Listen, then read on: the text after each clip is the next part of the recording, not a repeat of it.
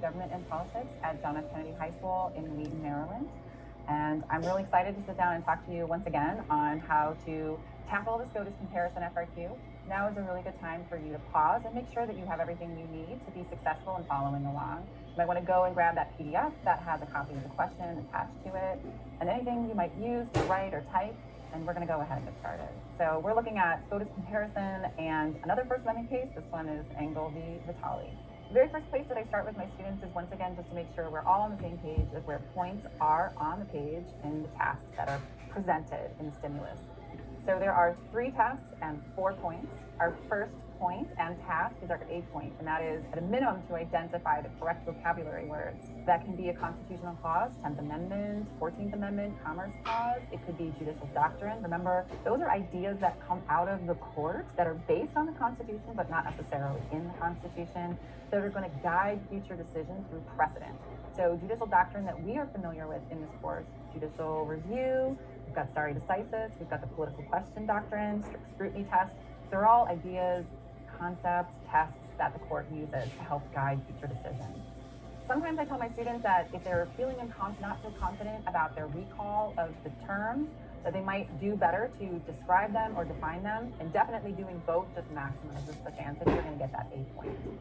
If we turn to the B point, you are aiming for 2 points on this, and a successful attempt at the B point means that you are both describing information that's requested about the required case. Remember, there are 14 of them that you need to know: facts, issue, holding, and reasoning. And you're going to compare that to the information that's given to you in the prompt. That's why I call it the given case. So that compare means you're looking for similarities, contrast means you're looking for differences. And then our C point, it's one of those good old-fashioned explain how or explain why. Case concepts are going to connect to other course concepts. So once again, we've got our description here, making sure that we've got our facts, reasoning, and decision. We want to be able to give details that are going to make it distinct from other cases. Then we have comparison, again, looking at reasoning, decision, facts, etc., from the required case and the non-required or the given case that's in the prompt. And then finally, we're explaining how or explaining why these cases connect. When we take a look at these cases again, there are 4 items that you have to know for each of those 14 cases. They are the facts of the case. We always start with what did the government do, what did the government not do. That set the stage for that court case to be before the Supreme Court. That could be passing a law, an executive order, or in some cases, it's inaction. And then once we've established what the government has or has not done, we want to think about what had specifically happened between the litigants, right? That might be one of the named people in that case that brought it before the court. The issue is the question that's being asked of the court, in this case, the Supreme Court. And that issue is always going to be taking a look at answering something. That's why it's before the court. An appellate court is there to iron out differences of opinion. And the way in which we identify those differences in opinion is by the question that's posed. The courts almost always just stick to answering the question that's before them and trying to fix an error in the law, conflict in the law, so on and so forth.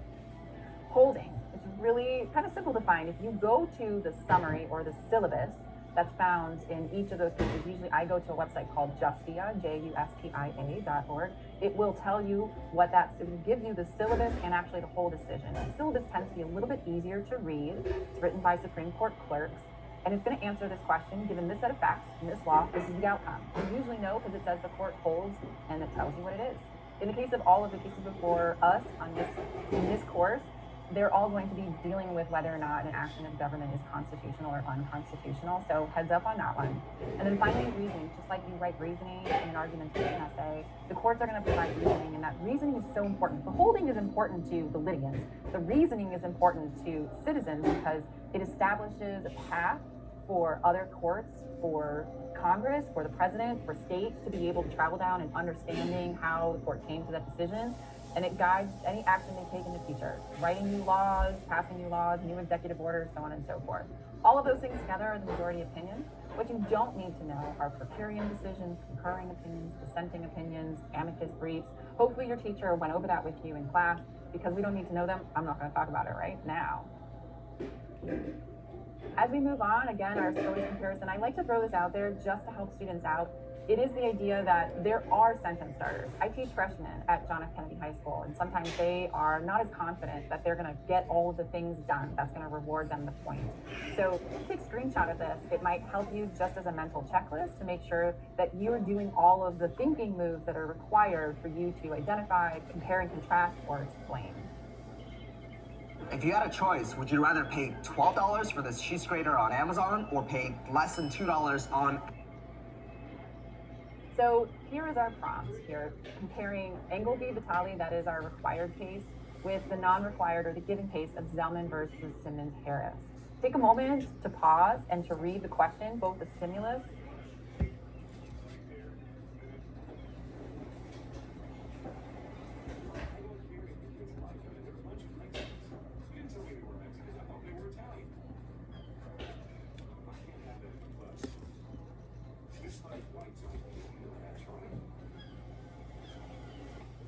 and the tasks that are before you. Remember, there are actually 4 tasks in that B point, and now would be a great time to not only read it, but to attempt to answer them using those sentence starters I gave you in the previous screen.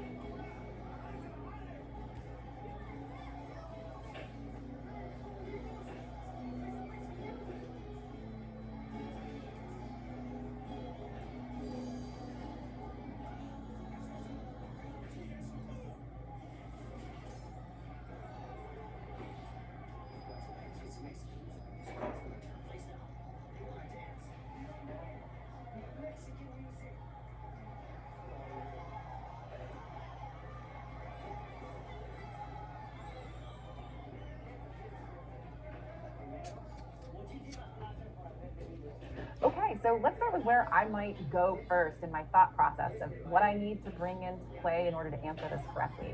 And that is to compare what the Constitution actually says about the First Amendment and religious rights. So there are 2 parts in the First Amendment that deal with religion. The first one we call the Establishment Clause, and that is that Congress shall make no law respecting an establishment of religion. I think of this as a restraint on federal, and because of the process of selective incorporation, another judicial doctrine, also on states. They can't force religion on citizens or even promote one religion over another. They kind of have to be non-biased whatsoever. Religions exist and they can't tip the scale on behalf of one religion over another. So again, states did originally have state-sponsored religions, but that was ended through selective incorporation, and actually technically it was ended way before that, but it was really formally ended with selective incorporation. Lots of cases are going to look at how establishment can be avoided in public schools, but of course they're going to be beyond public schools as well. Free exercise, if establishment is about restraining government, think of free exercise as an allotment on citizens, on you and I, to be able to practice religion or not practice a religion of their preference without interference from federal or state government. It's going to cover most beliefs and actions that don't violate other people's rights. And so when the government does pass a law that burdens or gets in the way of our ability to freely exercise religion, the government has to present a case, an argument. I kind of think of it as like they're going to take a test, right? Just like we take tests with an argumentation essay. They're going to write out a big, long argumentation essay that's explaining why they don't think that that law should be struck down. It's really hard for the government to pass that test because they have to prove through the strict scrutiny test, another judicial doctrine, that government's motivation is compelling, meaning it's core to what they are entitled to do, that it's narrowly tailored, that it's really going and pinpointing exactly the kinds of behaviors that it intended to, and that it's not kind of touching over things that we're not actually, and there's no other way to get at it, right? There's no other way to accomplish this behavior.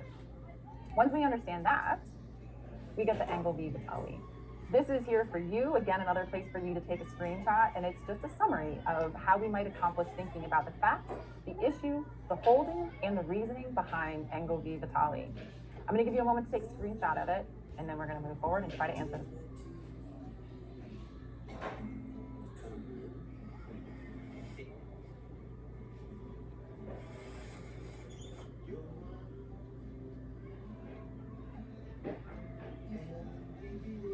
this question.